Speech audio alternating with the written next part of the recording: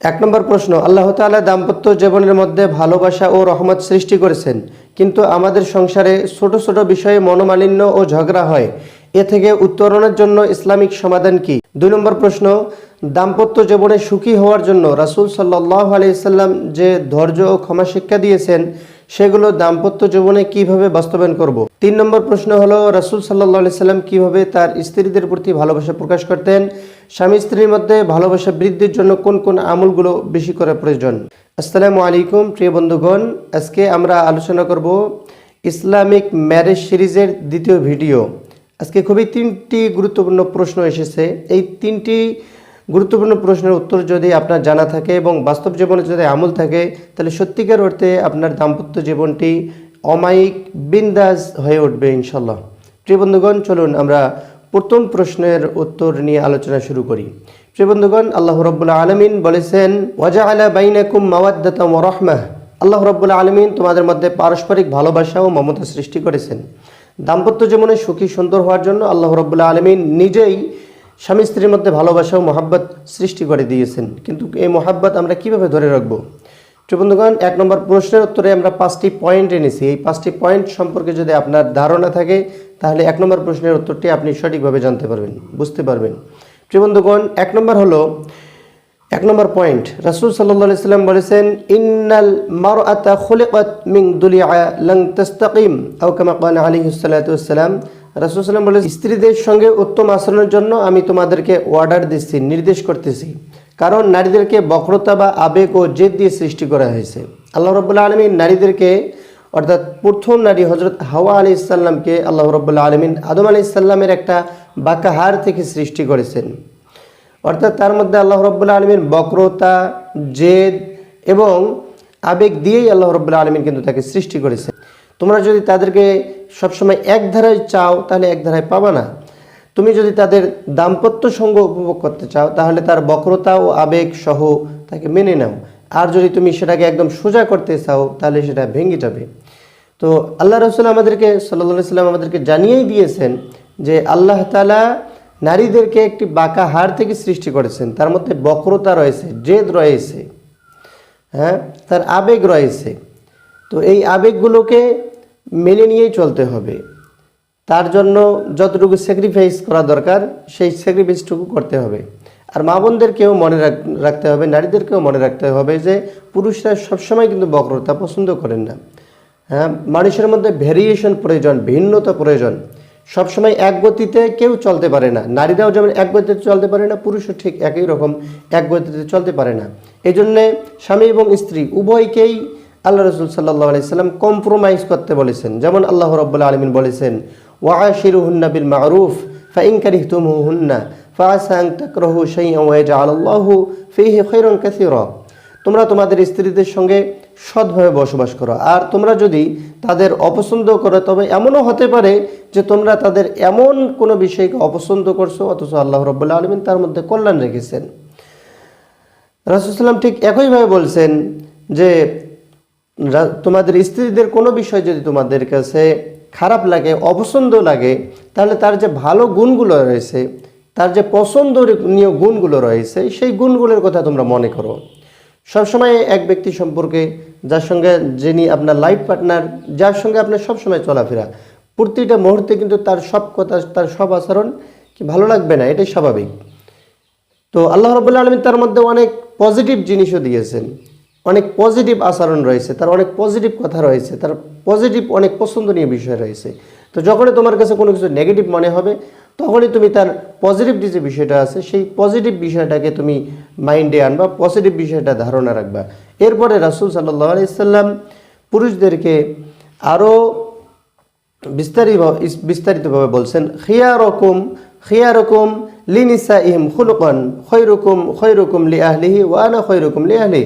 তোমাদের মধ্যে সেই ব্যক্তি সর্বোত্তম যে তার স্ত্রীদের সঙ্গে, যে তার পরিবারের সঙ্গে আচরণের দিক দিয়ে সর্বোত্তম। যার আচরণ যত সুন্দর, সে তত ভালো মানুষ, সে তত ভালো স্বামী, সে তত ভালো ব্যক্তি। এবং তোমাদের মধ্যে ওই ব্যক্তি সর্বোত্তম যে তার স্ত্রীর কাছে সর্বোত্তম, এবং আমি আমার স্ত্রীর কাছে সর্বোত্তম। প্রিয় বন্ধুগণ, আল্লাহ রাসূল সাল্লাল্লাহু আলাইহি সাল্লাম পুরুষদেরকে এই নির্দেশনা দিয়েছেন যে স্ত্রী যেমনই হোক না কেন তোমরা তোমাদের আচরণটা সুন্দর করবা। আলোচনার এই মুহূর্তে আমি একটা খুবই গুরুত্বপূর্ণ বিষয় আপনাকে জানাচ্ছি। এই বিষয়টা যদি আপনি আপনার ব্রেইনে সেট করতে পারেন তাহলে আপনার স্ত্রী আপনি যেমন চান তেমনই হয়ে যাবে। প্রিয় বন্ধুগণ, এবং মা বোনদেরকেও বলতেছি যে আপনারা যদি স্বামীকে নিজের মতো করে নিতে চান তাহলে রাসূল সাল্লাল্লাহু আলাইহি সাল্লাম এই নির্দেশনাটা মানতে হবে। সেটা হলো রাসূল সাল্লাল্লাহু আলাইহি সাল্লাম বলেছেন যে তুমি অন্যের কাছ থেকে যেমন ব্যবহার আশা করো, অন্যের কাছ থেকে তুমি যেমন আচরণ আশা করো ঠিক তেমনই তার সাথে তুমি ব্যবহার আচার করো। হ্যাঁ, অন্যের কাছ থেকে তুমি যেমন বিহেভ প্রত্যাশা করো তার সঙ্গে তুমি ঠিক তেমনই ব্যবহার করো। আপনি যখন আপনার স্ত্রীর সঙ্গে সুন্দর ব্যবহার আচার করবেন, হ্যাঁ, লাগাতার 5 দিন 10 দিন 15 দিন 20 দিন, তখন তার মাইন্ডের মধ্যে ভাবনা আসবে যে এই লোকটা তো আগে এমন ছিল না, এখন তো দেখতেছি ভালো ব্যবহার আচার করে। তো কাজেই আপনার একটা পজিটিভ আইডেন্টিটি ক্রিয়েট হবে। হ্যাঁ, যে এখন আমি আর অ্যাংরি মাইন্ডেড না, আমি এখন আর রাগী না, হ্যাঁ, আমি এখন কুল মাইন্ডেড। তখন দেখবেন যে আপনার পরিবারের লোকজন আপনার কুল মাইন্ডেড হিসেবে মেনে নেবে এবং প্রত্যেকেই আপনার সঙ্গে ব্যবহার আচার সুন্দর করবে। এবং মা বোনেরাও যদি ব্যবহার আচার সুন্দর করেন তাহলে আপনার কি পজিটিভ বিষয়টা দেখবে যে না, ও তো পরিবর্তন হয়ে গেছে, হ্যাঁ, আপনার সঙ্গে ব্যবহার আচার সুন্দর করবে। কাজে নবী আলাইহিস সালাম বলছেন যে তুমি অন্যের কাছ থেকে যেমন ব্যবহার আচার যেমন সুন্দর আচরণ অমায়িক আচরণ প্রত্যাশা করো ঠিক তুমি তার সঙ্গে তেমন আচরণই করো। এরপরে স্বয়ং আল্লাহ রাব্বুল আলামিন দাম্পত্য জীবনে সুখী হওয়ার জন্য যে বিষয়টি বলছেন সেটা হলো ওয়ালাহুন্না মিসলুল্লাযী আলাইহিন্না বিল মারুফ। এরপরে দাম্পত্য জীবনে সুখী সুন্দর হওয়ার জন্য স্বয়ং আল্লাহ রাব্বুল আলামিন নিজে বলতেছেন ওয়ালাহুন্না মিসলুল্লাযী আলাইহিন্না বিল মারুফ ওয়ালির-রিজালি আলাইহিন্না দারজা। নারীদের ওপর পুরুষদের যেমন অধিকার রয়েছে ঠিক তেমনই ন্যায়সঙ্গতভাবে অধিকার রয়েছে পুরুষদের ওপর নারীদেরও, এবং পুরুষদের রয়েছে তাদের ওপর একটি মর্যাদা। তো নারীদের ওপর আল্লাহ রাব্বুল আলামিন পুরুষকে একটি মর্যাদা বৃদ্ধি করে দিয়েছেন। কেন বৃদ্ধি করে দিয়েছেন? আর রিজালু কাওয়ামুনা আলান নিসা, কারণ পুরুষরা হলো নারীদের অভিভাবক। নারীদের অভিভাবক করেই আল্লাহ রাব্বুল আলামিন পুরুষদেরকে সৃষ্টি করেছেন।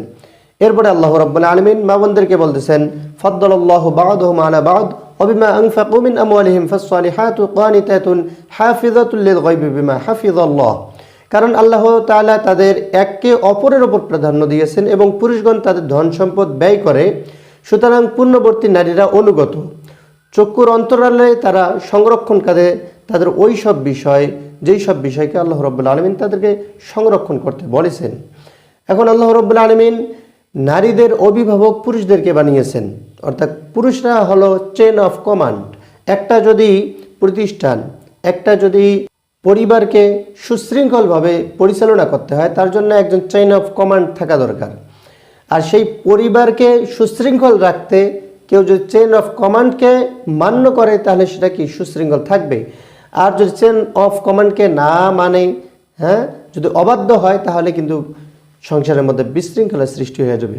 তো এখানে চেইন অফ কমান্ড বলতে কি, অভিভাবক বলতে কি? অভিভাবক বলতে আল্লাহ রাব্বুল আলামিন এখানে যে শব্দ ব্যবহার করেছেন কাওয়ামুন, আল্লাহ রাব্বুল আলামিন তাদেরকে সংরক্ষক হিসেবে আল্লাহ রাব্বুল আলামিন তাদেরকে দায়িত্ব দিয়েছেন, হেফাজত করার জন্য দায়িত্ব দিয়েছেন, শুধু অর্ডার করার জন্য আল্লাহ রাব্বুল আলামিন দায়িত্ব দেননি। ঠিক একইভাবে আল্লাহ রাব্বুল আলামিন পুরুষকে শারীরিকভাবেই সৃষ্টিই করেছেন, হ্যাঁ, একটা পরিবারের অর্থনৈতিক হাল ধরা এবং একটা পরিবারের যে অর্থনৈতিক বিষয় আছে, একটা পরিবার চলার জন্য হ্যাঁ তার যে যোগ্যতাগুলো প্রয়োজন আল্লাহ রাব্বুল আলামিন একটা পুরুষকে সেই যোগ্যতা দিয়েছেন। আর নারীদেরকে আল্লাহ রাব্বুল আলামিন দিয়েছেন মমতা, আবেগ।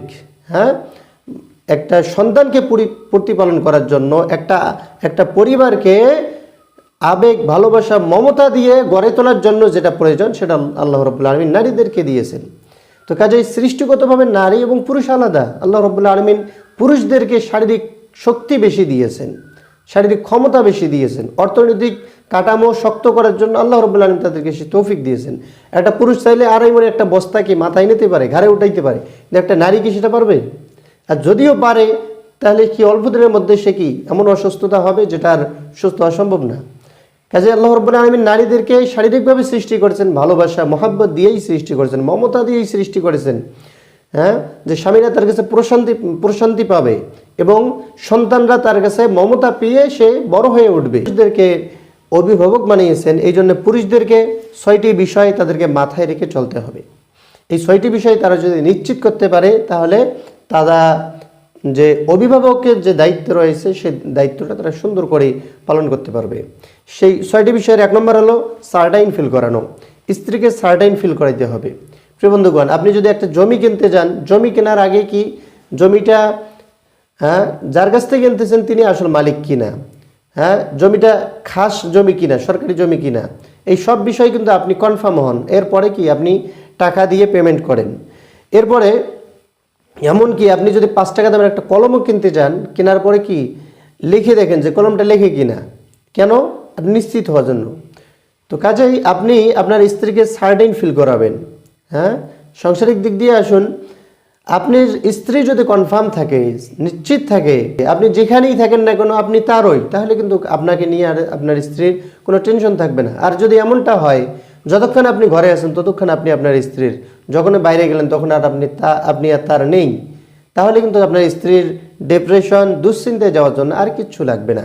এই জন্য স্ত্রীকে ডিপ্রেশন আপনাকে সার্টাইন ফিল করাইতে হবে, যে আমি তোমার জন্যই কষ্ট করতেছি, আমি তোমার জন্যই সারাদিন ব্যবসা বাণিজ্য সারাদিন আমি মাথার ঘাম পায়ে ফেলতেছি তোমার জন্যই, সত্যিকার অর্থেই আমি তোমাকেই ভালোবাসি।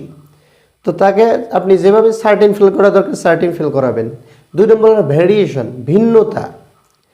মনে করেন আপনার স্ত্রী ফুচকা খেতে পছন্দ করে, এখন আপনি যদি প্রতিদিন তাকে শুধু ফুচকাই খেলান তাহলে কিন্তু সে কি এটা পছন্দ করবে না। 1 দিন 2 দিন 3 দিন খেলাইলেন, 4র্থ দিন কিন্তু সে বলেই ফেলবে যে পৃথিবীতে ফুচকা ছাড়া আর কিছু নাই নাকি। এই জন্যে একটা ভেরিয়েশন দরকার।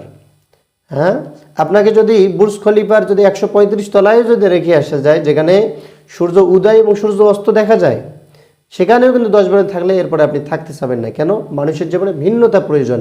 এমন যদি হয় প্রতিদিন সকালে উঠে আপনি অফিস যান, বিকেলে আসি ঘুমান, পরের দিন সকালে উঠে আবার অফিস যান, তাহলে কিন্তু আপনার পরিবারের মানুষগুলো অশান্তিতে ভুগতে আর কিছু লাগবে না। কেননা আপনি যেমন অর্থনৈতিক হাল আপনার যেমন দায়িত্ব রয়েছে, ঠিক একইভাবে পরিবারের মধ্যে একটা ব্যালেন্স রেখে চলারও কিন্তু দায়িত্ব আপনার রয়েছে। পরিবারের মানুষগুলো ভালো মন্দ, তার মাইন্ডের অবস্থা কী, তাদের শারীরিক অবস্থা কী, এই সব বিষয়েই কিন্তু দেখার প্রয়োজন রয়েছে। আর ভিন্নতা যেভাবে যেটা প্রয়োজন সেভাবে করবেন। প্রিয় বন্ধুগণ, 3 নম্বর হলো ইম্পর্টেন্স। ইম্পর্টেন্স একটা কোম্পানিতে খুব ভালো সুযোগ সুবিধা, সেখানে বেতন বেশি, সেখানে বাসা ভাড়া দেওয়া হয়, সেখানে যাতায়াত সমস্ত ধরনের ফ্যাসিলিটিস আছে। তারপরে যে চাকরি করতেছেন, আমি চাকরি করব না। কেন চাকরি করবেন না? কারণ এখানে যে আমি কাজ করতেছি আমাকে তো এখানে ইম্পর্টেন্স দেয় না, এখানে তো গুরুত্বই দেয় না, কেউ তো আমাকে বলে না, কই বস তো কখনো আমাকে ডেকে বললো না যে এই এত অবদান রাখতেছে। এই জন্য দেখা যায় যে যারা বেস্ট পারফরমেন্সার হয় কোম্পানির মধ্যে, তাদেরকে দেখা যায় কি প্রতি বছরে তাদেরকে একটা করে ফ্যাসিলিটিস দেওয়া হয়, তাদেরকে বিদেশে ট্যুর করার জন্য, অথবা তাদেরকে বিভিন্ন পুরস্কারের ব্যবস্থা করা হয়। এবং যারা সরকারি চাকরি করেন তাদেরকে কি একটা ইনক্রিমেন্ট দেওয়া হয়, তাদের কাছ থেকে যেন আরও কি ভালো ব্যাকফিট পাওয়া যায়, তাদের জন্য আরও যেন ভালো তাদের কাছ থেকে সার্ভিস পাওয়া যায়, এই জন্য করা হয়। তো স্ত্রীকে ঠিক একইভাবে ইম্পর্টেন্স দেওয়া।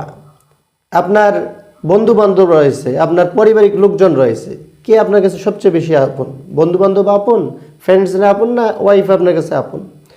তো যে বিগের ভ্যালু দিচ্ছে তার ফ্রেন্ডসদেরকে, সে তার স্ত্রীকে কি ফ্রেন্ডের সামনেই স্ত্রীকে অপমান করতেছে, ফ্রেন্ডসদের সঙ্গে হাসি খুশি চলাফেরা করতেছে, অথচ তার আপনজন ঘরে বসে কান্না করতেছে। তো যার এমন যদি হয় তাহলে তাদের সংসারে অশান্তি হবেই। আর যার স্ত্রীকে বিগের ভ্যালু দিচ্ছে, সে স্ত্রীকে আসলেই সম্মান করতেছে, ভালোবাসা দিচ্ছে, এবং তার খুশি রাখার জন্য যা কিছু প্রয়োজন তা কিছু করতেছে। এই জন্য স্ত্রীকে ইম্পর্টেন্স দিতে হবে। ঠিক একইভাবে স্বামীকেও ইম্পর্টেন্স দিতে হবে। যদি 10 জন মানুষ থাকে, 10 জন মানুষের মধ্যে কেউ যদি ইম্পর্টেন্স পাওয়ার যোগ্য থাকে, তাহলে কি সে ব্যক্তি স্বামীকে ইম্পর্টেন্স দিতে হবে। 10 জন মানুষের মধ্যে স্ত্রী থাকে, স্ত্রীকে বেশি ইম্পর্টেন্স দিতে হবে। তো প্রিয় বন্ধুগণ, সংক্ষেপে বিষয়গুলো বলতেছি, একটু মনোযোগ দিয়ে শুনলে আশা করি বুঝতে পারবেন। এরপরে 4 নম্বর হলো লাভ, ভালোবাসা। ভালোবাসা বুঝিয়ে নেয়ার বিষয় নয়, এটা বুঝিয়ে দেওয়ার বিষয়। নবী আলাইহিস সালামকে সবার সামনে জিজ্ঞেস করা হচ্ছে, ইয়া রাসূলুল্লাহ, আপনি কাকে সবচেয়ে বেশি ভালোবাসেন? তখন সবার সামনে তিনি বলেছেন যে আমি আয়েশাকে সবচেয়ে বেশি ভালোবাসি রাদিয়াল্লাহু তাআলা আনহু। সুবহানাল্লাহ।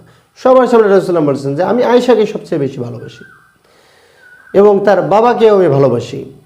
তো প্রিয় বন্ধুগণ, তিনি সবার সামনে ভালোবাসা প্রকাশ করতেন। এই জন্যে ভালো এমন নয় যে আমি তার জন্য বাড়ি করতেছি, গাড়ি করতেছি, ফ্ল্যাট করতেছি, সব কিছু করতেছি, আমি যে তাকে ভালোবাসি সে কি বুঝে নিতে পারে না? বুঝে নেবে কেন? আপনাকে বুঝিয়ে দিতে হবে। হ্যাঁ, এমন অনেক বিষয় দেখা যায়। একজন সেলিব্রিটি কাপল একজন মাইন্ড ট্রেনারের কাছে গেছে। এ বলতেছে যে আমাদের পারিবারিক বনিবনা হচ্ছে না, দাম্পত্য জীবনে আমাদের অশান্তি চলতেছে। তখন মাইন্ড ট্রেনার সেই পুরুষকে জিজ্ঞেস করতেছে, বলুন আপনার কি সমস্যা, কেন হচ্ছে? তো উনি বলতেছে, তো আমি তার জন্য বাড়ি গাড়ি, তার জন্য ফ্ল্যাট, তার জন্য জায়গা জমি ব্যাংকগুলো সব কিছু করছি, কি নাই করি।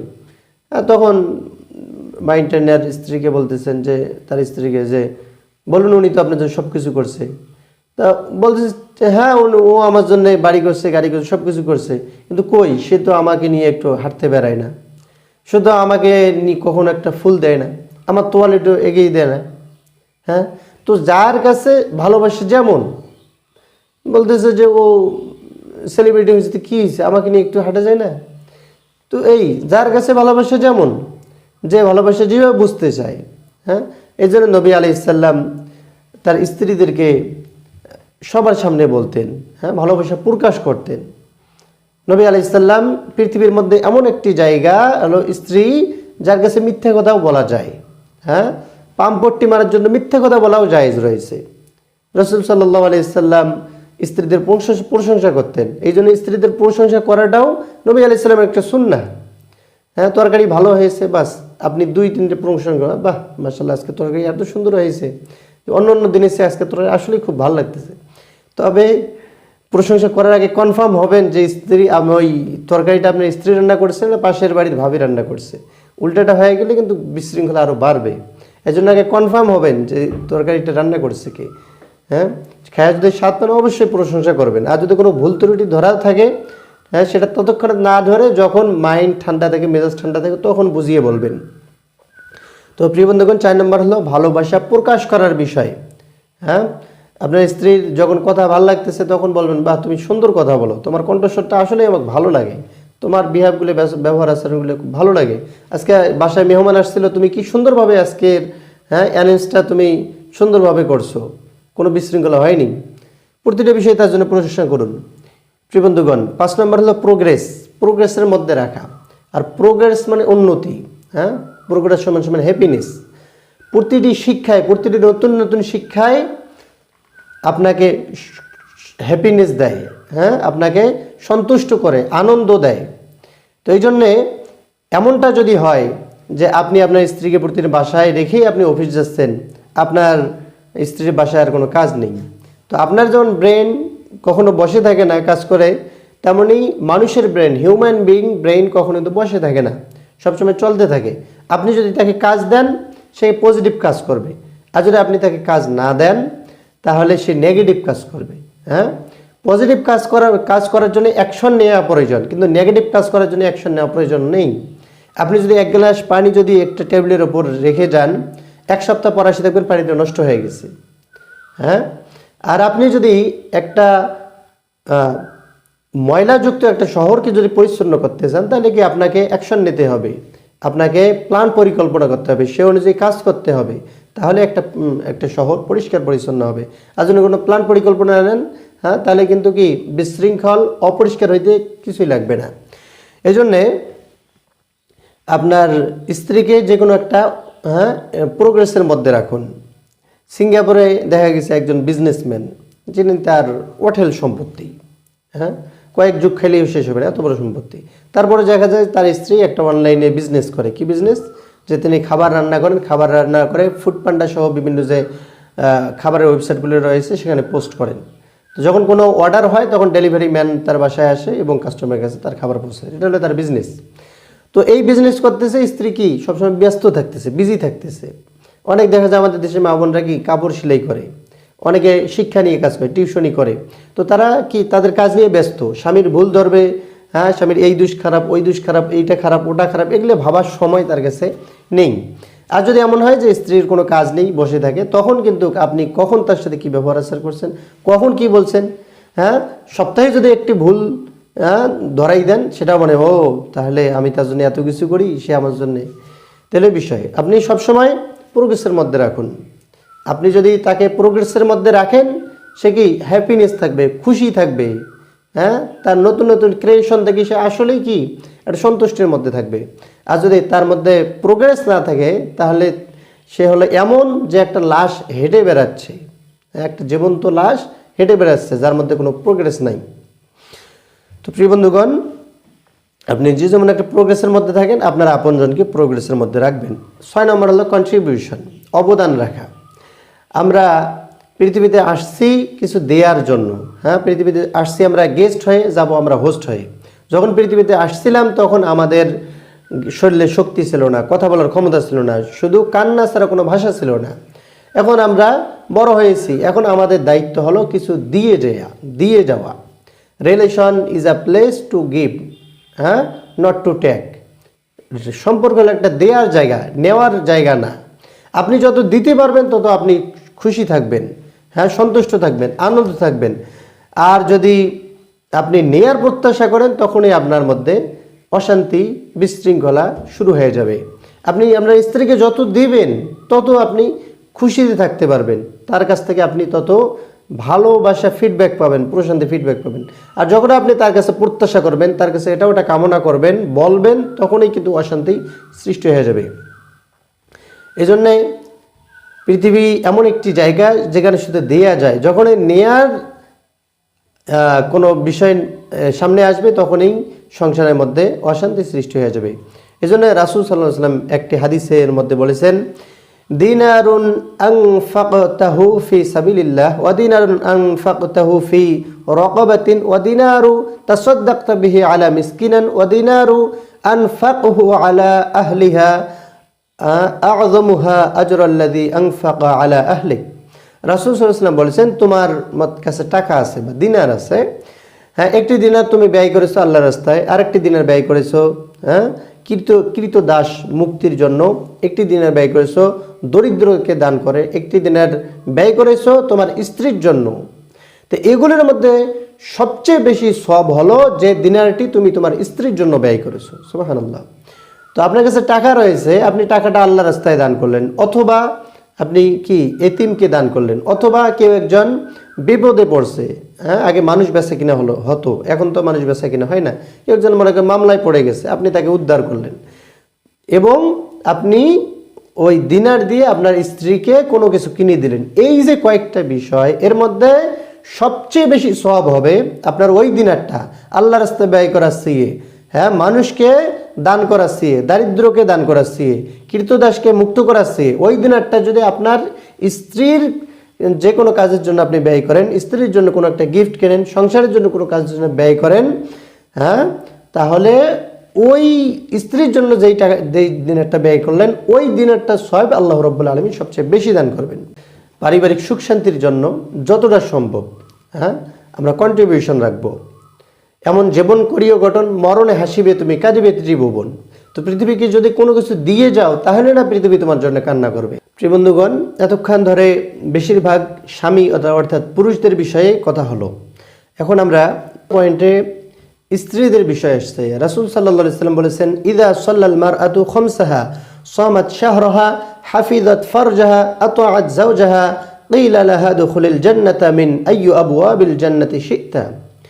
রাসূল সাল্লাল্লাহু আলাইহি ওয়াসাল্লাম বলেছেন, কোন নারী যদি 5 ওয়াক্ত সালাত আদায় করে, রমজান মাসের সিয়াম পালন করে, নিজের পবিত্রতা রক্ষা করে এবং তার স্বামীর আনুগত্য করে, তবে তাকে কিয়ামতের দিন বলা হবে, হে নারী, তুমি জান্নাতে প্রবেশ করো, তোমার যেই দরজা দিয়ে প্রবেশ করতে তোমার ইচ্ছা, তুমি সেই দরজা দিয়ে আল্লাহ তাআলার জান্নাতে প্রবেশ করো। সুবহানাল্লাহ। তো এখানে আল্লাহ রাব্বুল আলামিন পুরুষদেরকে দায়িত্ব দিয়েছেন নারীদের সংরক্ষণের জন্য, নারীদের সঙ্গে উত্তম আচরণের জন্য। আর নারীদেরকে আল্লাহ রাব্বুল আলামিন দায়িত্ব দিয়েছেন যে তার স্বামীর আনুগত্য করার জন্য। হ্যাঁ, তার যদি স্বামীর আনুগত্য ঠিক থাকে, তাহলে তার প্রত্যেকটা কাজেই আল্লাহ রাব্বুল আলামিনের দরবারে কবুল হবে। কেননা রাসূল সাল্লাল্লাহু আলাইহি সাল্লাম বলেছেন, ইযা রাজুলু দাআ যাওজাতুহু লিহাজাতিহি ফালতাতিহি ওয়া ইন কানাত আলা তান্নুর। রাসূল সাল্লাম বলেছেন, যদি কোনো স্বামী তার স্ত্রীকে তার দৈহিক চাহিদা পূরণ করার জন্য তাকে যদি ডাকে, সেজন্য তার ডাকে সাড়া দেয়। যদি সে চুলার পাশে রান্নায় ব্যস্ত থাকে, যদিও সে ব্যস্ত থাকে, তারপরে যেন সাড়া দেয়। অন্য হাদিসে রাসূল সাল্লাল্লাহু আলাইহি সাল্লাম বারংবার এভাবে বলেছেন, যদি কোনো স্বামী এরূপ আহ্বানে স্ত্রীকে ডাকে আর স্ত্রী যদি সাড়া না দেয়, যতক্ষণ পর্যন্ত স্ত্রী সাড়া না দেবে ততক্ষণ পর্যন্ত আল্লাহ রাব্বুল আলামিন তার কোনো সালাত কবুল করবেন না। ফেরেশতাগণ তাকে অভিশাপ দিতে থাকেন। এবং সে যদি সেই সময় কোনো নফল রোজাও রাখে, সেই রোজা আল্লাহ রাব্বুল আলামিনের দরবারে কবুল হবে না। কেননা রাসূল সাল্লাল্লাহু আলাইহি সাল্লাম বলেছেন যে স্ত্রী যদি নফল রোজাও রাখতে চায়, তাও স্বামীর কাছে অনুমতি নিতে হবে। স্বামী যদি অনুমতি দেয় তাহলে সে নফল রোজা রাখতে পারবে। এমনকি নবী আলাইহিস সালাম স্বামীদের মর্যাদা কথা বলতে গিয়ে বলছেন যে পৃথিবীতে কাউকে যদি আল্লাহ তাআলার পরে কাউকে যদি সিজদা করার অনুমতি দেওয়া হয়তো, তাহলে নারীদেরকে বলা হতো তাহলে নারীদেরকে বলা হতো যে তোমরা তোমাদের স্বামীদেরকে সিজদা করো। স্বামীদের আল্লাহ রাব্বুল আলামিন এত মর্যাদা স্ত্রীর উপর দান করেছেন। তো আপনার স্বামী যেমন আপনাকে সম্মান করবে, আপনাকে সঙ্গে সুন্দর আচরণ করবে, আপনার চাহিদা পূরণ করবে, আপনার বক্রতা, আপনার জেদ, আপনার রাগ, আপনার অভিমান, আপনার আবেগ সব কিছু মেনে নেবে, ঠিক একইভাবে আপনিও আপনার স্বামীর খেদমত করবেন। আপনার স্বামীর যে চাহিদা আছে চাহিদা পূরণ করবেন। আপনার স্বামী ডাকলে তাকে সাড়া দেবেন, আপনার স্বামীর খেদমত করবেন। তো আল্লাহ রাব্বুল আলামিন দাম্পত্য জীবনের মধ্যে একটা ব্যালেন্স দিয়েছেন। এই ব্যালেন্সগুলো যদি ঠিক থাকে তাহলে একটা দাম্পত্য জীবন আসলেই খুবই সুন্দর হবে, খুবই সুশৃঙ্খল হবে। এখন কোনো নারী যদি রাসূল সাল্লাল্লাহু আলাইহি সাল্লামের নির্দেশনা না মানে, স্বামীর যদি অনুগত্য না করে, স্বামীকে যদি না মানে, তখন রাসূল সাল্লাল্লাহু আলাইহি সাল্লাম ওই নারীর ব্যাপারে বলতেছেন, লা ইয়ানজুরুল্লাহু তাবারাকা ওয়া তাআলা ইল্লা ইমরাআতিহি লা তাশকুরু লিজাওজিহা ওয়া হিয়া লা তাস্তাগনি আনহু।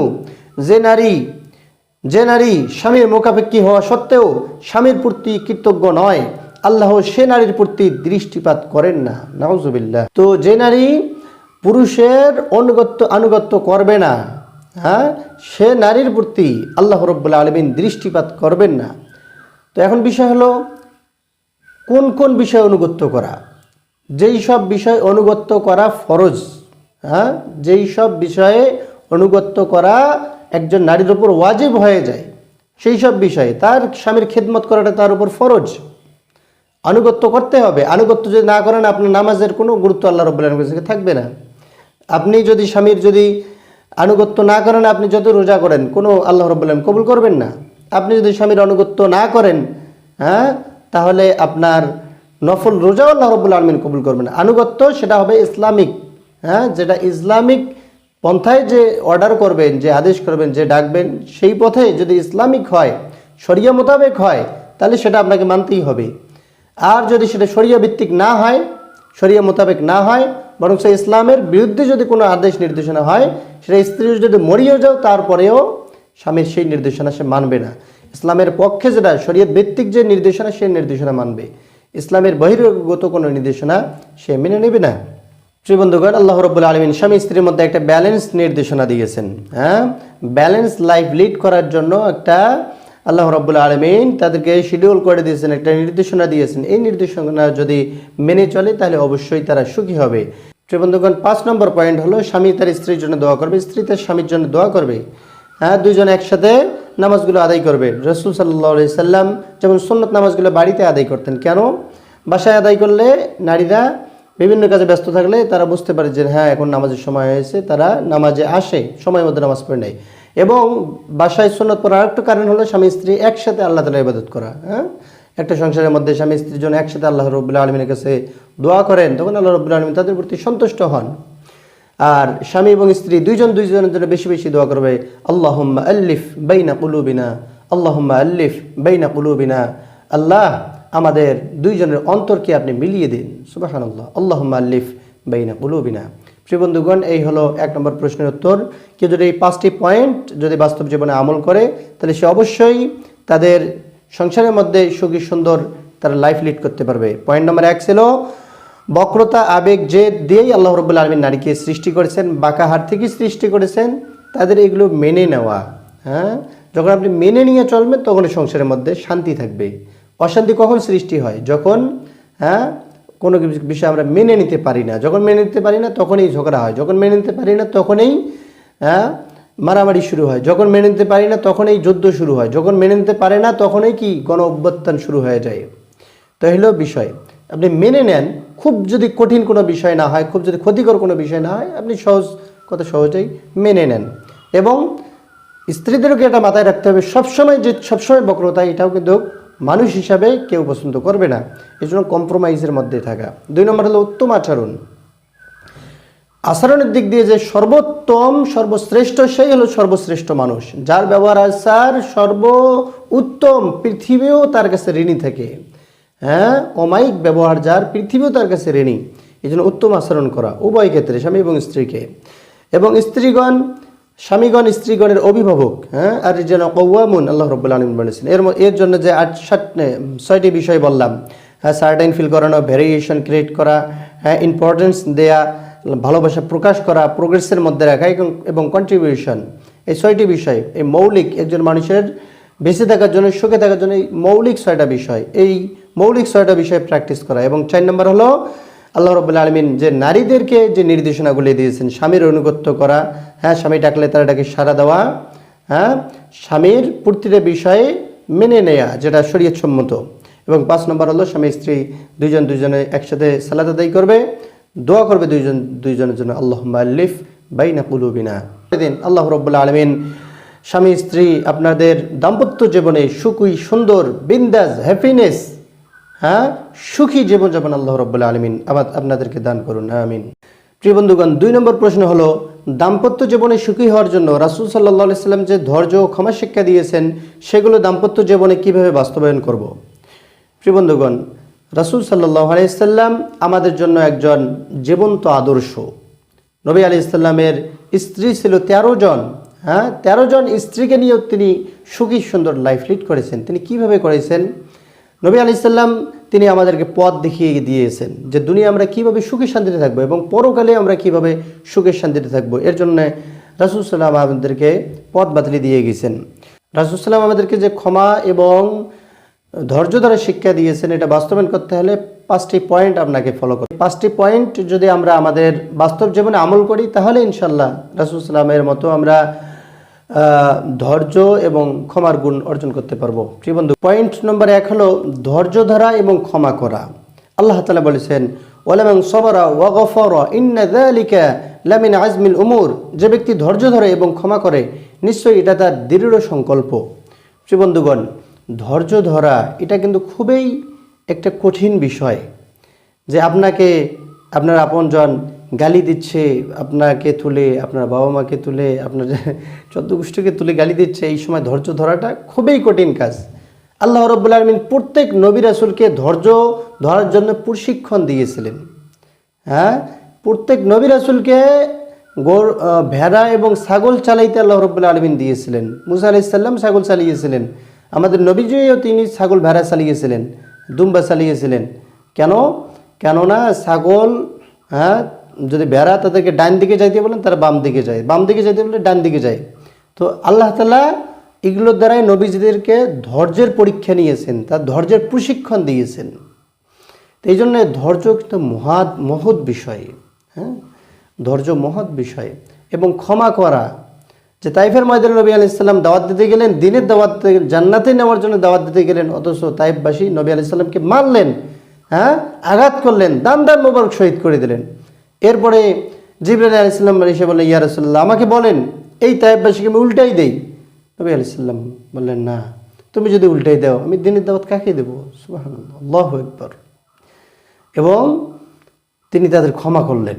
এরপরে নবী আলাইহিস সালাম যখন মক্কা বিজয় করলেন, মক্কা মানুষগুলো 13 বছর নবী আলাইহিস সালামকে কষ্ট দিল, অথচ তিনি মক্কা বিজয় করার পরে সবাইকে সাধারণ ক্ষমা ঘোষণা করলেন। তো ক্ষমা হলো মহৎ গুণ। তো যারা দৃঢ় সংকল্প তারাই ক্ষমা করতে পারে, যারা দুনিয়ায় সফল হতে হয়, তারাই ক্ষমা করতে জানে, তাদের মধ্যে ধৈর্য থাকে। যার মধ্যে এক গুণ ধৈর্য, সে হলো ভিক্ষুক, এখনে চাই এখনে পায়, তার মধ্যে কোনো ধৈর্যই নেই।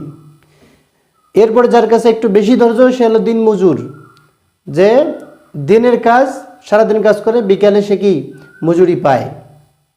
তার চেয়ে বেশি যা ধৈর্য সে হলো চাকরিজীবী, 1 মাস কাজ করে তারপরে সে তার স্যালারি পায়। তার চেয়ে বেশি ধৈর্যশীল হলো ব্যবসায়ী, যে 5 বছর পরিশ্রম করে এরপরে সে লাইফ টাইম তার জন্য একটা ফিনান্সিয়াল ফ্রিডম চলে আসে। তো ধৈর্য যত বেশি থাকবে তত আপনি জীবনে সুখী এবং সফল হবেন। এবং ক্ষমা করার গুণ, আল্লাহ রাব্বুল আলামিন বলেছেন, ওয়াইন তা'ফু ওয়া তাসফাহু ওয়া তাগফিরু ফাইন্নাল্লাহা গফুরুর রহিম। তোমরা যদি ক্ষমা করো, দয়া দেখাও, তাহলে আল্লাহ রাব্বুল আলামিন গফুরুর রহিম। তোমরা যদি দয়া দেখাও, আল্লাহ তোমাদেরকে দয়া দেখাবেন। তোমরা যদি ক্ষমা দেখাও, আল্লাহ রাব্বুল আলামিন তোমাদেরকে ক্ষমা দেখাবেন। অর্থাৎ আপনি যদি স্বামী স্ত্রীকে, আপনার স্ত্রীকে আপনি ক্ষমা করেন, আল্লাহ আপনাকে ক্ষমা করবে। আপনার স্ত্রীকে আপনি দয়া, ভালোবাসা, মহব্বত প্রদর্শন করেন, আল্লাহ আপনাকে ভালোবাসবে। সুবহানাল্লাহ। আপনি আপনার স্বামীকে ক্ষমা করেন, আপনার স্বামীও আল্লাহ তাআলা আপনাকে ক্ষমা করবেন। আপনার স্বামীকে আপনি ভালোবাসেন, দয়া দেখান, আল্লাহ আপনাকে দয়া দেখাবেন। তো প্রিয় বন্ধুগণ, নবী আলাইহিস সালাম তার স্ত্রীদেরকে ভালোবাসা প্রকাশ করতেন, স্ত্রীদেরকে খুবই ভালোবাসতেন। নবী আলাইহিস সালাম স্ত্রীদের আবেগ বুঝতেন। হযরত মা আয়েশা রাদিয়াল্লাহু তাআলা আনহার ঘরে একদিন রাসূল সাল্লাল্লাহু আলাইহি ওয়াসাল্লামের খাবারের শিডিউল ছিল। তো সেদিন রাসূল সাল্লাল্লাহু আলাইহি ওয়াসাল্লাম আয়েশা রাদিয়াল্লাহু তাআলার ঘরে অপেক্ষা করতেছিলেন। ঠিক এই সময় তার আরেকজন স্ত্রী কিছু খাবার রাসূল সাল্লাল্লাহু আলাইহি ওয়াসাল্লামের জন্য নিয়ে আসছে। তো আয়েশা রাদিয়াল্লাহু তাআলা সেটা দেখে তো রেগে ফেটে পড়তেছেন, যে আজকে নবী আলাইহিস সালাম আমার ঘরে আসছে, আমি তাকে খাওয়াবো, তুমি খাবার নিয়ে আসছো। তিনি ঈর্ষাবশত তার খাবার ফেলাই দিয়েছেন নবী আলাইহিস সালামের সামনে। অথচ খাবার নষ্ট করা গুনাহের কাজ, এবং যে অপচয় করে সে শয়তানের ভাই। কত বিষয় আছে বিশ্বনবীর সামনে, তিনি কি জানেন না বিষয়? সব জানেন, অথচ নবী আলাইহিস সালাম কিচ্ছুই বললেন না, চুপ করে তাকে কিচ্ছুই বললেন না। এরপরে নবী আলাইহিস সালাম শুধু চুপ থাকলেন না, তিনি নিজ হাতে আবার খাবারটা উঠাই দিলেন। তো তিনি স্ত্রীতে আবেগ বুঝতেন, যে সে এখন আবেগের মধ্যে আছে, ইমোশন আছে। তাকে যদি আমি বিবেক দিয়ে কথা বলি, সেটা তার ব্রেনটি কাজ করবে না। তিনি স্ত্রীদেরকে সম্মান করতেন, ভালোবাসা প্রদর্শন করতেন। সবার সামনে একদিন রাসূল সাল্লামকে জিজ্ঞেস করা হয়েছে, ইয়া রাসূলুল্লাহ, আপনি কাকে বেশি ভালোবাসেন?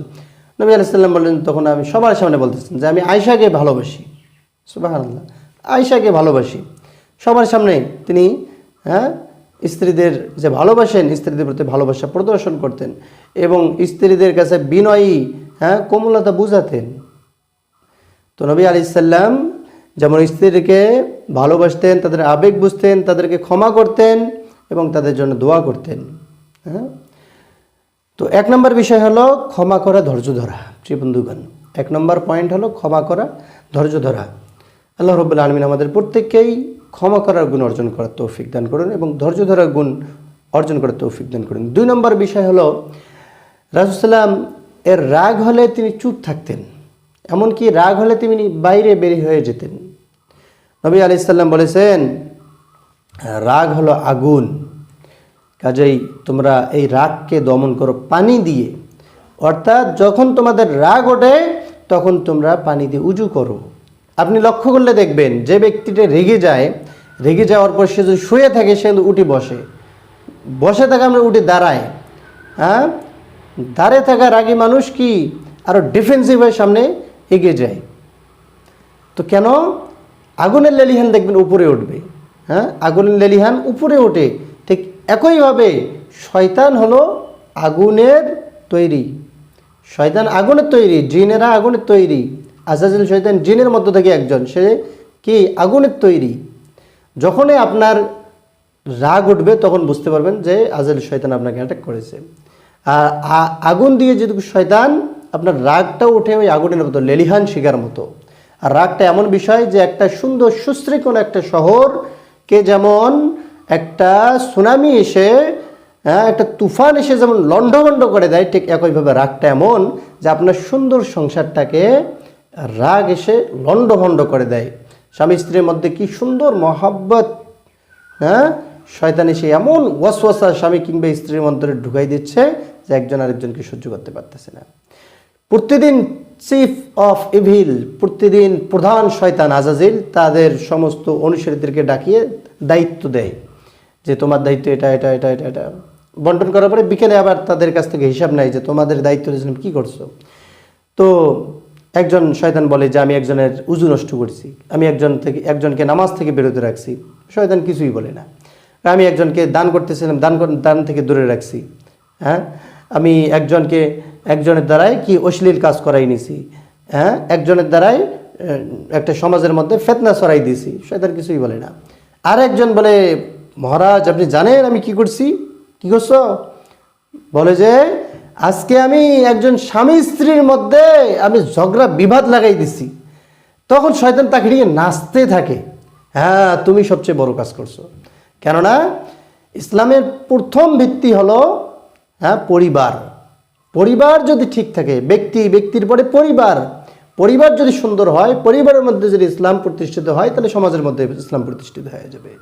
পরিবার যদি সুন্দর হয় পরিবারের মানুষগুলো সুন্দর হবে। স্বামী স্ত্রী যদি কি কুল মাইন্ডেড হয় তার সন্তানও কুল মাইন্ডেড হবে। এই জন্যে এবং স্বামী স্ত্রীর সম্পর্কটা একমাত্র সম্পর্ক, এত অন্তরঙ্গ সম্পর্ক যে হুন্না লিবাসুল্লাকুম আনতুম লিবাসুল্লাহুন্না, হ্যাঁ তারা তোমাদের পোশাক স্বরূপ, তোমরা তাদের পোশাক স্বরূপ। এবং জান্নাতি একটা সম্পর্ক দুনিয়ার থাকলে সেটা হলো স্বামী স্ত্রীর সম্পর্ক। হ্যাঁ সেই জান্নাতি সম্পর্কে জান্নাতের সবচেয়ে বড় মুমিনদের যে সবচেয়ে বড় শত্রু হলো শয়তান। সে চায় না কোনো মানুষ জান্নাতে প্রবেশ করুক, এই জন্য জান্নাতি সম্পর্কের মধ্যে সবচেয়ে বেশি অ্যাটাক করে শয়তান। তো যখনই দেখবেন যে স্ত্রীর জন্য আপনার রাগ উঠতেছে বুঝবেন যে শয়তান আপনাকে ওয়াসওয়াসা দিচ্ছে। স্বামীর জন্য আপনার রাগ উঠতেছে বুঝবেন যে শয়তান আপনার অন্তরে ওয়াসওয়াসা দিচ্ছে। তখন বেশি বেশি আউযু বিল্লাহি মিনাশ শাইতানির রাজিম পড়েন। নবী আলাইহিস সালামের নির্দেশনা হলো রাগ হলে উজু করবেন। হ্যাঁ স্বামী স্ত্রী একজন আরেকজনকে ভুল বুঝাবুঝি, অন্তরে কুওয়াসওয়াসা আসছে, রাগ উঠতেছে, হ্যাঁ মনে করবেন যে শয়তান ওয়াসওয়াসা দিচ্ছে। তখন বেশি বেশি আউযু বিল্লাহি মিনাশ শাইতানির রাজিম লা হাওলা ওয়ালা কুওয়াতা ইল্লা বিল্লাহ বেশি বেশি পড়বেন। প্রিয় বন্ধুগণ, এরপরে 3 নম্বর পয়েন্ট হলো ভালো কথার চর্চা করা, অর্থাৎ প্রশংসা করা। পৃথিবীর মধ্যে একমাত্র জায়গা হলো স্ত্রীর জায়গা, স্বামী স্ত্রীর জায়গা, যেখানে মিথ্যা কথাও বলা যায়, পাম্পট্টি মারার জন্য মিথ্যা কথাও বলা যায়। হ্যাঁ স্বামী তার স্ত্রীর জন্য প্রশংসা করবে, বাহ মাশাআল্লাহ তুমি কত সুন্দর, তোমার মতো সুন্দর মানুষ দ্বিতীয়টা আল্লাহ তাআলা সৃষ্টি করেনি। হ্যাঁ আর পৃথিবীতে এমন একটা জায়গা যেখানে আল্লাহ রাব্বুল আলামিন এই পৃথিবীতে 850 কোটি মানুষ, এর মধ্যে কারো মানুষের সাথে কোনো মানুষের মিল নেই। আপনি চিন্তা করেন আপনার এই 2 হাতে 2টা আঙ্গুল, 2টা ফিঙ্গার, একটা ফিঙ্গারের সাথে আরেকটা ফিঙ্গারপ্রিন্ট কি মিলবে না। তো আপনার ফিঙ্গারপ্রিন্টের সাথে আপনার হাতেরই ফিঙ্গারপ্রিন্ট মেলে না, তা আপনার চিন্তার সাথে আরেকজন চিন্তা মিলবে না। আল্লাহ রাব্বুল আলামিন 850 কোটি মানুষকে সবাইকে আলাদা করে সৃষ্টি করেছেন, কাউকে কারো মতো সৃষ্টি করেননি। তো আপনার পরিবারের মধ্যে যারা আছেন আপনারা দুইজন 2 ফ্যামিলির মানুষ, হ্যাঁ আলাদা 2 মানুষ। তো 2 জনের চিন্তা ভাবনা কি সব ক্ষেত্রে মিল হবে না, কিছু কিছু বিষয় অমিল থাকবে, এগুলো মেনে নিয়ে চলতে হবে। তো প্রিয় বন্ধুগণ, এবং বেশি বেশি প্রশংসা করা, রাসূলুল্লাহ সাল্লাল্লাহু আলাইহি ওয়াসাল্লাম তার স্ত্রীদের প্রশংসা করতেন, প্রশংসা করাটাও সুন্নাহ। প্রশংসা করবো আমরা বেশি বেশি, আপনি বেশি বেশি প্রশংসা করবেন। 4 নম্বর পয়েন্ট হলো একসাথে ইবাদত করা। নবী আলাইহিস সালাম সুন্নত নামাজগুলো বাসায় পড়তেন, স্ত্রীদেরকে সাথে নিয়েই পড়তেন। হ্যাঁ বাসায় দ্বীনি তালিমের ব্যবস্থা করেন। নবী আলাইহিস সালাম স্ত্রীদেরকে কি দ্বীনি নসিহা করতেন। আপনি ইসলামিক বই আনবেন বাসায়, হ্যাঁ গুরুত্বপূর্ণ বই আনবেন, বই আনি সবাইকে, পরিবারকে খাবারের পরে অথবা খাবারের আগে অথবা যে কোনো একটা ফ্রি সময় সবাইকে বসিয়ে নেবেন, নিয়ে আপনি তাদেরকে নসিহা করবেন। অথবা বইটা আপনার স্ত্রীর হাতে দেবেন, দিয়ে পড়ো তো, স্বামীর প্রতি কি স্ত্রীর দায়িত্ব, স্ত্রীর প্রতি কি স্বামীর দায়িত্ব, অথবা ভালোবাসা দাম্পত্য জীবনে সুন্দর করা যায় কিভাবে, হ্যাঁ শুনবেন, দেখবেন, পড়বেন। একসাথে নবী আলাইহিস সালাম তাদের স্ত্রীদের নসিহা করতেন, দ্বীন সম্পর্কে জানাতেন, সর্বশ্রেষ্ঠ জিকির কি, হ্যাঁ আকস্মিক বিপদ থেকে বাঁচার দোয়া কি, হ্যাঁ স্বামী স্ত্রীদের সম্পর্ক ভালোবাসা বৃদ্ধির দোয়া কি। এছাড়াও ইসলামিক যত বিষয় আছে এই বিষয়গুলো প্রতিদিন আলাদা আলাদা টপিক নিয়ে আলোচনা করবেন, তাহলে হ্যাঁ বন্ডিং আরো সুন্দর হবে। প্রিয় বন্ধুগণ, এবং 5 নম্বর হলো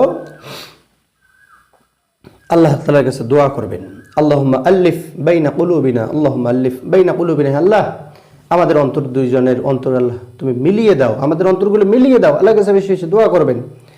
হ্যাঁ আল্লাহ তাআলার কাছে বেশি বেশি দোয়া করবেন। আরেকটি দোয়া করবেন, রব্বানা হাব লানা মিন আজওয়াজিনা ওয়া যুররিয়াতিনা কুররাতা আ'য়ুন ওয়াজআলনা লিল মুত্তাকিনা ইমামা। ইয়া রাব্বুল আলামিন, তুমি আমাকে এমন সন্তান, এমন জীবন সঙ্গিনী দান করো যে আমার চক্ষু শীতলকারী হবে। ওয়াজআলনা লিল মুত্তাকিনা ইমামা, মুত্তাকিদের ইমাম হবে। এবং এইটা মাথায় রাখবেন যে আমি মুহাম্মদ সাল্লাল্লাহু আলাইহি সাল্লামের আদর্শিত উম্মত, আমি তার আদর্শ ফলো করি। আমি মুহাম্মদ সাল্লাল্লাহু আলাইহি সাল্লামের আদর্শ ফলো করে আমার স্ত্রীকে আমি কখনো গালি দিতে পারি না। যে ব্যক্তি মুসলমান তো ওই ব্যক্তি যার হাত এবং মুখ থেকে অপর মুসলমান নিরাপদ থাকে। তা আমার হাত এবং মুখ থেকে যদি আমার আপনজনরাই নিরাপদ না থাকে, তাহলে আমি কেমন মুসলমান, সেটা নিয়ে প্রশ্ন উঠে যায়। এই জন্য প্রিয় বন্ধুগণ, আমি মুহাম্মদ সাল্লাল্লাহু আলাইহি সাল্লামের উম্মত, এটা মাথায় রাখতে হবে। এবং সে অনুযায়ী নবী আলাইহিস সালাম যেভাবে আদর্শ শিক্ষা দেন সেভাবেই জীবনযাপন করার আমরা চেষ্টা করব। প্রিয় বন্ধুগণ, 5টি পয়েন্ট 2 নম্বর প্রশ্নের। 1 নম্বর হলো ক্ষমা ও ধৈর্য ধারণ করা। যে ক্ষমা করে আল্লাহ তাআলা তাকে ক্ষমা করে। যে ভালো স্বামী এবং স্ত্রীকে বাসে, স্বামী যদি তার স্ত্রীকে ভালো, স্ত্রী স্বামীকে ভালোবাসে, আল্লাহ তাআলা তাদেরকেও ভালোবাসেন। সুবহানাল্লাহ। 2 নম্বর হলো রাগ নিয়ন্ত্রণ করা, মেনে নেওয়া। খুব যদি বড় বিষয় না হয় মেনে নেওয়া, ছোটতেই মেনে নেওয়া, বড় না করা। এরপরে রাগ কন্ট্রোলের জন্য উজু করা। রাগ যদি উঠে তাহলে কি বাইরে চলে যাওয়া, ঘরে না থাকা।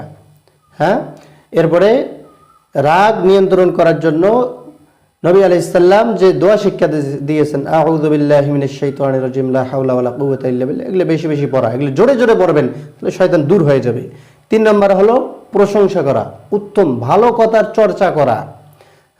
4 নম্বর হলো একসাথে ইবাদত করা, একসাথে দোয়া করা, আল্লাহুম্মা আলিফ বাইনা কুলুবিনা। এবং 5 নম্বর হলো দোয়া করা এবং স্মরণ রাখা আদর্শ। আমরা কার আদর্শ মানি? স্মরণ রাখা যে আমি মুহাম্মদ সাল্লাল্লাহু আলাইহি ওয়াসাল্লামের উম্মত। 5 নম্বর হলো আমি মুহাম্মদ সাল্লাল্লাহু আলাইহি ওয়াসাল্লামের উম্মত, আদর্শ মানি মুহাম্মদ সাল্লাল্লাহু আলাইহি ওয়াসাল্লামের, সেটা স্মরণ রাখা। তো প্রিয় বন্ধুগণ, এই হলো 2 নম্বর প্রশ্নের উত্তর। 3 নম্বর প্রশ্নের উত্তর হলো যে রাসূল সাল্লাল্লাহু আলাইহি সাল্লাম কিভাবে তার স্ত্রীদের প্রতি ভালোবাসা প্রদর্শন করতেন, কিভাবে রাসূল সাল্লাম ভালোবাসা প্রকাশ করতেন, এবং দাম্পত্য জীবনে ভালোবাসা বৃদ্ধির জন্য, সুখ শান্তি বৃদ্ধির জন্য কোন কোন আমলগুলো বেশি করা প্রয়োজন। প্রিয় বন্ধুগণ, রাসূল সাল্লাল্লাহু আলাইহি সাল্লাম তার দাম্পত্য জীবনে কি রকম ব্যবহার আচার করতেন, ইতিমধ্যে এগুলো আমরা আলোচনা করছি। কি কি দোয়া পড়তেন এগুলো আলোচনা করছি। তারপরে আবার একটু করে মনে করে দিচ্ছি, ভালোবাসা, দাম্পত্য জীবনে ভালোবাসা, সুখ শান্তি বৃদ্ধি করার জন্য যে আমলগুলো রয়েছে সেগুলো 5টা পয়েন্টে ভাগ করেছে। এই 5টা পয়েন্ট যদি আপনি বাস্তব জীবনে আমল করেন, তাহলে আসলেই দাম্পত্য জীবনে সুখ শান্তি আসবে ইনশাল্লাহ। প্রিয় বন্ধুগণ, পয়েন্ট নম্বর 1 হলো একসাথে সালাত আদায় করা, অর্থাৎ একসাথে নফল নামাজ সহ সুন্নত নামাজগুলো নবী আলাইহিস সালাম বাসায় পড়তেন। একসাথে বাসায় সুন্নত নামাজগুলো পড়বেন, ফরজ নামাজগুলো মসজিদে গিয়ে পড়বেন, এবং একসাথে দোয়া করবেন, একসাথে ইবাদত করবেন, একসাথে বসে কোরআন পড়বেন। ইনশাআল্লাহ আল্লাহ তাআলা ভালোবাসা বৃদ্ধি করে দিবেন। 2 নম্বর, ভালোবাসা প্রকাশ করা। যেমন সবাই সামনে রাসূল সাল্লামকে জিজ্ঞেস করে, রাসূলুল্লাহ, ইয়া রাসূলুল্লাহ, আপনি কাকে ভালোবাসেন? নবী আলাইহিস সালাম বলেছেন যে আমি আয়েশাকে ভালোবাসি। তো ভালোবাসা প্রকাশ করার বিষয়, ভালোবাসা কিন্তু বুঝিয়ে নেয়ার বেশি না, বুঝিয়ে দেওয়ার বিষয়। আপনার স্ত্রীকে বুঝাবেন, সারাদিন আমি তোমার জন্য পরিশ্রম করি, মাথার ঘাম পায়ে ফেলাচ্ছে তোমার জন্য, আমি তোমাকেই ভালোবাসি। তোমার জন্য আমিও এই যে আমার এই যৌবনকাল তোমার জন্যই আমি ক্ষয় করতেছি। ভালোবাসা প্রকাশ করবেন। 3 নম্বর হলো ইমানি আলোচনা, ঘরের মধ্যে ইমানি আলোচনা করবেন। ইমানি আলোচনা করবেন, দিনী বই যেগুলো আছে সেগুলো বাসায় এনে পড়বেন।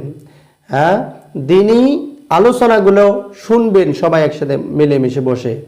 একটা সময় খাওয়ার পরে দেখা যায় সবাই, রাতের বেলায় খাওয়ার পরে খুব একটা সবার কাছ থেকে সবাই একসাথে বসলেন, বসে দিনে কিছু আলোচনা করলেন। ইনশাআল্লাহ আল্লাহ তাআলা ভালোবাসা বৃদ্ধি করে দেবেন। 4 হলো রাগে ধৈর্য ধরা। আল্লাহ রাব্বুল আলামিন বলেছেন, ওয়াইন তাআফু ওয়া তাসফাহু ওয়া তাগফিরু ফাইনাল্লাহা গফুরুর রহিম। তুমি যদি ভালোবাসা দেখাও, আল্লাহ তোমাকে ভালোবাসা দেখাবেন। তুমি যদি ক্ষমা দেখাও, আল্লাহ তাআলা তোমাকে ক্ষমা দেখাবেন। এই জন্য স্বামী তার স্ত্রীকে ক্ষমা করে দেবেন, স্ত্রী তার স্বামীকে ক্ষমা করে দেবেন, স্বামী তার স্ত্রীকে ভালোবাসবেন, স্ত্রী তার স্বামীকে ভালোবাসবেন। 5 নম্বর হলো পরস্পর দোয়া করা। পরস্পর দোয়া, আল্লাহুম্মা আল্লিফ বাইনা কুলুবিনা, আল্লাহ তুমি আমাদের ভালোবাসা মহব্বত বাড়াই দাও, আল্লাহুম্মা আল্লিফ বাইনা কুলুবিনা, আল্লাহ তুমি আমাদের অন্তর্দ্বয়কে মিলিয়ে দাও। সুবহানাল্লাহ। এবং আল্লাহ রাব্বুল আলামিন যে দোয়া শিক্ষা দিয়েছেন, রব্বানা হাবলানা মিন আজওয়াজিনা ওয়া যুররিয়াতিনা কুররাতা আ'য়ুন ওয়াজআলনা লিল মুত্তাকিনা ইমামা। হে আল্লাহ, তুমি আমাকে চক্ষু শীতলকারী স্ত্রী এবং সন্তান দান করো, যাদেরকে দেখলে আমার চক্ষু শীতল হয়ে যাবে, এবং ঈমানদারদের নেতা তুমি আমাদেরকে বানিয়ে দাও। এই দোয়াটা বেশি বেশি করবেন। রব্বানা হাবলানা মিন আজওয়াজিনা ওয়া যুররিয়াতিনা কুররাতা আ'য়ুন ওয়াজআলনা লিল মুত্তাকিনা ইমামা। প্রিয় বন্ধুগণ, আশা করি আজকে যে আলোচনাটা হয়েছে, এই আলোচনার প্রতিটা বিষয়, প্রতিটা পয়েন্ট যদি আপনি বাস্তব জীবনে আমল করেন, তাহলে অবশ্যই আপনার এই সুখী দাম্পত্য জীবন সুখী, সুন্দর, অমায়িক, বিন্দাস, হ্যাপিনেস হয়ে উঠবে ইনশাআল্লাহ।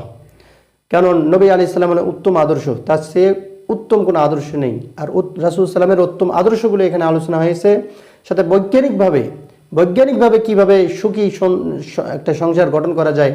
মৌলিক যে 6টি বিষয় ছিল, সার্টেন ফিলকন ভেরিয়েশন, লাভ প্রকাশ করা, এই যে 6টি বিষয়, এই 6টি বিষয় বৈজ্ঞানিকভাবে সুখী সংসার কিভাবে আপনি গঠন করবেন, সেই বিষয়টাই ওইখানে আলোচনা করা হয়েছে।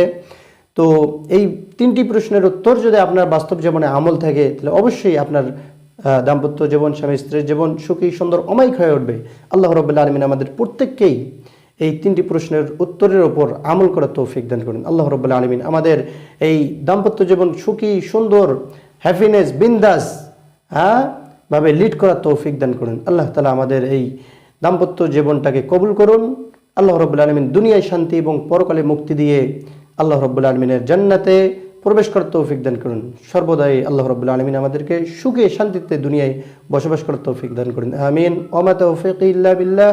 ওয়াসসালামু আলাইকুম ওয়া রাহমাতুল্লাহি ওয়া বারাকাতুহু। Islamic marriage.